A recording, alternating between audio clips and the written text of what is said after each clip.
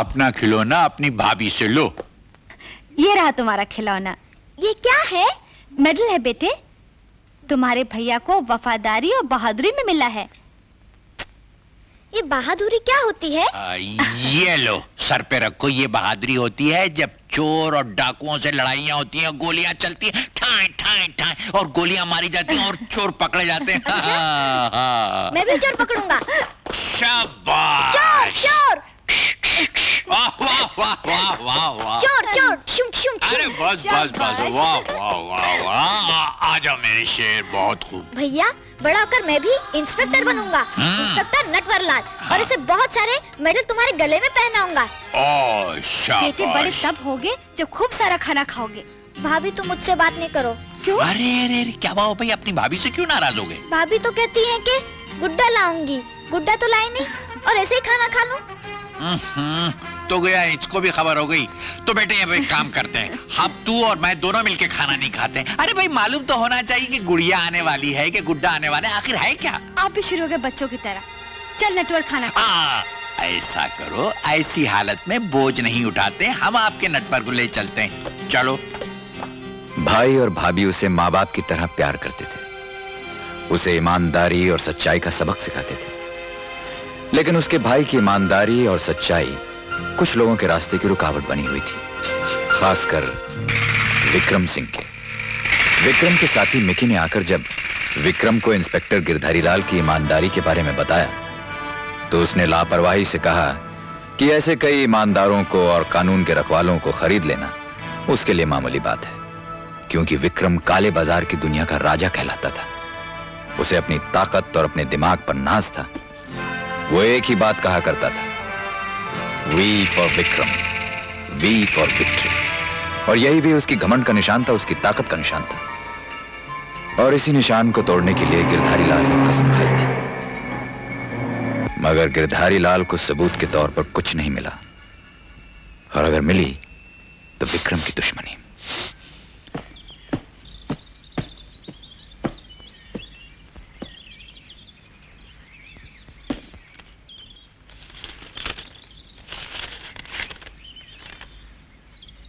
मैंने तुम्हारे पूरे घर को पेट्रोल में डुबो दिया, मगर आग नहीं लगाई। सिर्फ एक माचिस की तीली की जरूरत थी और तुम्हारा घर जलकर खाक होता। भागकर अंदर जाओ और देखो कि तुम्हारे दिल के टुकड़े और तुम्हारी पत्नी के पास एक सांप है।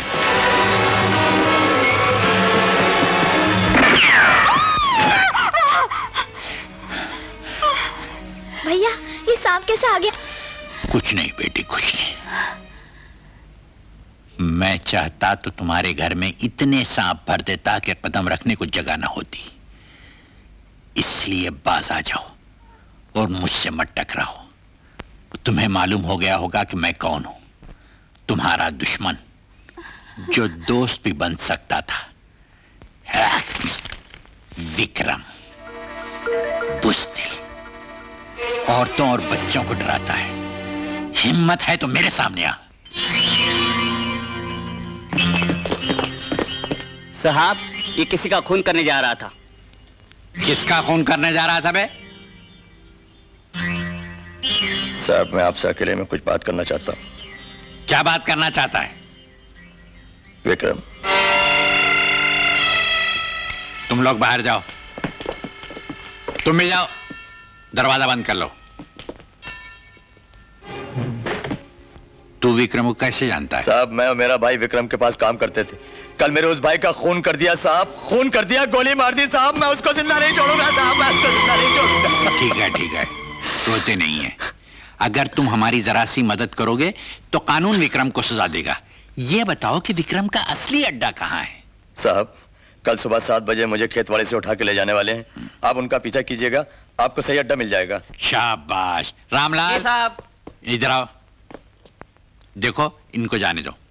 जी जाओ, शाबाश। हाँ हाँ जाने दो।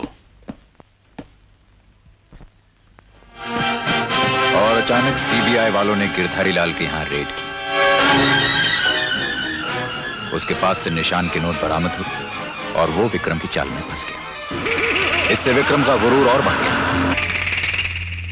गिरधारी लाल पर मुकदमा चला। उस ईमानदार आदमी को बेईमान और मुजरिम साबित किया जा रहा था। नटवर की समझ में नहीं आ रहा था कि उसके भाई पर यह सब क्यों हो रहा है। ये विक्रम कौन है? गिरधारी लाल अपने दामन पर लगे दाग को मिटाना चाहता था। कानून को विक्रम का असली चेहरा दिखाना चाहता था। वो जानता था कि अगर उसे सबूत नहीं मिला तो कानून उसे मुजरिम ठहरा देगा। उसकी और उसके खानदान की जिंदगी बर्बाद होकर रह जाएगी।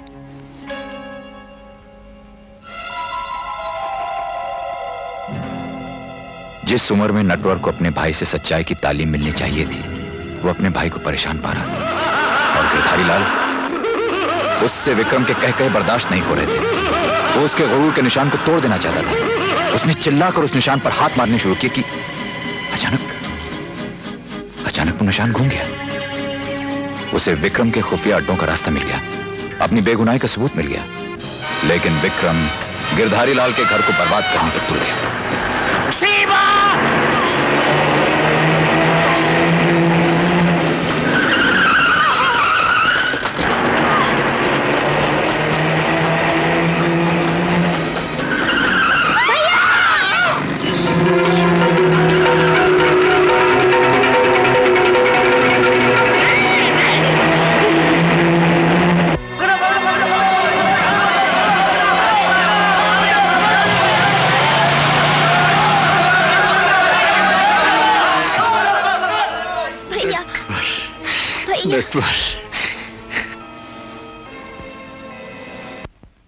भाभी अस्पताल में बेहोश पड़ी थी, लेकिन नटवर की नजरें कहीं और थीं।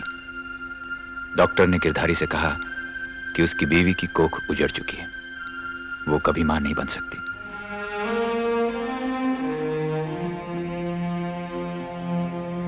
भाभी ने उस दुख को बर्दाश्त कर लिया। आंसू पोंछ लिए। उसने सोचा, मेरी कोख उजड़ी कहां है? मेरी गोद तो भगवान ने पहले ही आबाद कर रखी है। उसने अपने पति से कहा, आज से मेरा नटवर ही मेरा बेटा है। नटवर को भाभी ने अपने सीने से लगा लिया और वो भाभी नटवर के लिए तब से भाभी मां हो गई। S for sheep, S for sheep, T for tiger, T for tiger, U for umbrella, U for umbrella, V for violin, V for violin. Natwar बेटे, V for violin. नट्टू, ये मेडल ले। खो गया था ना तुझसे, मैं ढूंढ लाया हूं। ले इसे अपने गले में पहन ले। लेकिन नटवर ने वो ईमानदारी का मेडल नहीं पहना। उसने बेईमानों की सूरतें इतनी देख रखी थी कि ईमानदारी की बात उसकी समझ में नहीं आ रही थी। नटवर का जिस्म तो उसके भाई के पास था, लेकिन उसका जहन, उसमें एक ही नाम बसा हुआ था, विक्रम।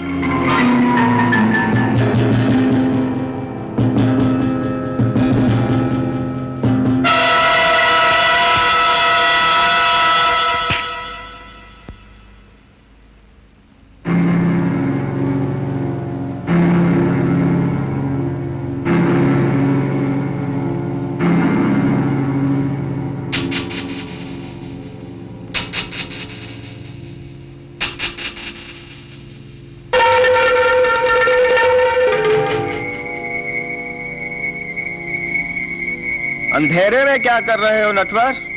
रोशनी में नोट अच्छी तरह दिखाई देंगे। Thank you. हमें मालूम था तुम यहाँ जरूर आओगे। मुझे भी मालूम था कि मेरे आने के बाद आप लोग भी यहाँ जरूर आएंगे। ये जानते हुए भी तुम यहाँ आ गए? क्या करूं, मजबूरी है।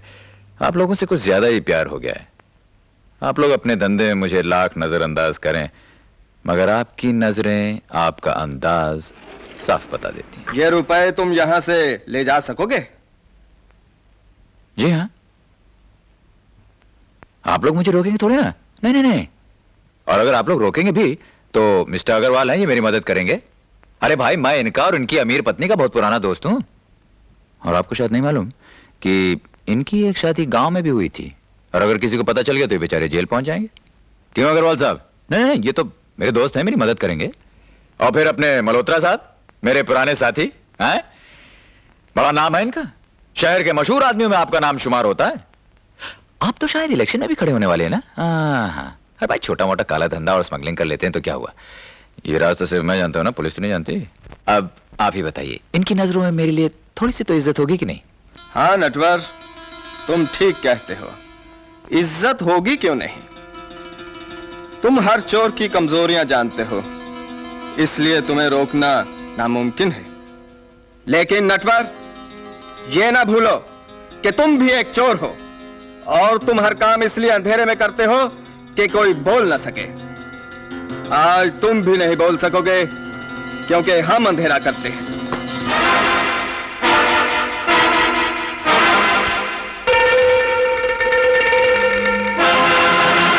नटवर काला बाजारियों और स्मगलरों को लूटता और उस दौलत को गरीबों में बांट दिया करता था। अपनी भाभी मां से कहता था कि वो कोई बहुत बड़ा बिजनेस कर रहा है।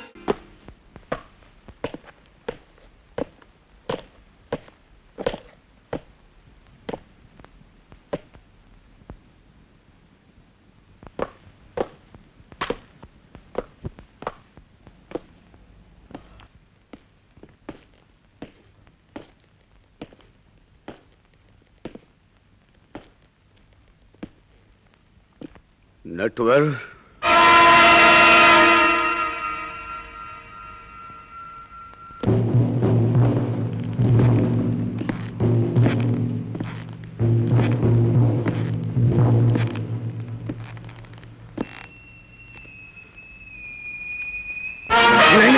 नहीं, मेरी चादर मत हटाओ। मेरा पूरा बदन जला हुआ है। कौन हो तुम? मैं एक चोर। मुझे यहां क्यों बुलाया था? नटवर, मुझे धोखा दिया गया है। मुझसे काम करवाकर टाइम बॉम्ब के जरिए मुझे मारने की कोशिश की गई। उसी से मैं जल गया। तो रोते क्यों हम? इस धंधे में कदम रखने से पहले तुम्हें मालूम होना चाहिए कि हर चोर अपनी मौत मरता नहीं, मारा जाता है। लेकिन नटवर, तुम भी तो एक चोर हो। हाँ, लेकिन मुझे अपना अंजाम मालूम है। अव्वल तुम्हें ऐसा वक्त आने दूंगा नहीं, लेकिन अगर आ गया तो नटवर की आंखों में आंसू नहीं आएंगे। मैं जानता हूं तुम बहादुर हो नटवर, इसीलिए तो तुम्हें यहां बुलाया है। एक बहुत ही कीमती हार सेठ फकीर चंद की तिजोरी में रखा हुआ है। उसे चुराकर 10 तारीख तक वो हार चंदनपुर की सरहद पर पहुंचाने का काम मुझे सौंपा गया था। लेकिन इस हालत में वो हार चुराकर चंदनपुर की सरहद पर मैं 10 तारीख तक नहीं पहुंचा सकता। तो मेरा काम कर दो, किसी भी तरह वो हार चुराकर चंदनपुर की सरहद पर पहुंचा दो। अगर वो हार 10 तारीख तक चंदनपुर की सरहद तक नहीं पहुंचा, वो आदमी इतना खतरनाक है कि मुझे कहीं से भी ढूंढ कर जान से मार देगा। बस तो मेरा काम कर दो। तुम गलत दरवाजा खटखटा रहे हो। नटवर ने अपनी जिंदगी में कभी किसी के लिए कोई काम नहीं किया। नटवर, मैं मुसीबत में हूं, मेरी मदद कर दो। हाँ, कर दो। तुम्हारी हालत देख के रह मारा है। ये लो, भूखे नहीं मरोगे। नटवर, मुझे पैसे की नहीं, मुझे तुम्हारे सहारे की जरूरत है। नटवर, ठीक है, मैं अपने हाथों मरना पसंद करूंगा बजाय विक्रम सिंह के हाथों मरने के। रुक जाओ। कौन विक्रम? विक्रम एक खतरनाक खूनी। वो जो मिकी के साथ? हाँ वही, लेकिन मिकी मर चुका है और विक्रम